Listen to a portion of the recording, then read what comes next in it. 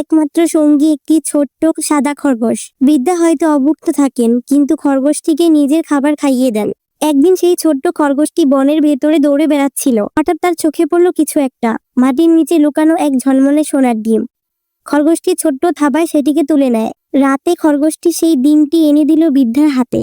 বৃদ্ধা প্রথমে বিশ্বাসই করতে পারছিল না। বৃদ্ধা ডিম বিক্রি করেন আর সেই টাকায় শুরু করেন ছোট এক ব্যবসা। গ্রামের গরিব মানুষের জন্য খাবার কিনতে থাকেন। সবাই তাকে ভালোবাসতে শুরু করে। এক লোভী ব্যক্তি বৃদ্ধার রহস্য জানতে পারে এবং এক রাতে সে খরগোশটিকে চুরি করে নিয়ে যায়। খরগোশটি প্রাণপণে পালাতে চেষ্টা করলে সে তাকে ছুঁড়ে ফেলে দেয় আর মাটিতে পড়ে গিয়ে সেখানেই মৃত্যুবরণ করে। খরগোশটির ছোট্ট নিষ্পাপ প্রাণ থেমে যায়। বৃদ্ধা ছুটে এসে দেখে তার প্রিয় খরগোশ নিথর হয়ে পড়ে আছে। সে হারিয়ে ফেললো তার জীবনের একমাত্র আনন্দ। তার প্রিয় খরগোশটি হারিয়ে গেছে, কিন্তু তার ভালোবাসা রয়ে গেছে বৃদ্ধার প্রতিটি কাজে। সময়ের সাথে সাথে বৃদ্ধা শোক ভুলে যাননি, বরং সেই খরগোশের স্মৃতিকে শক্তি বানিয়ে মানুষের সেবা করে যান।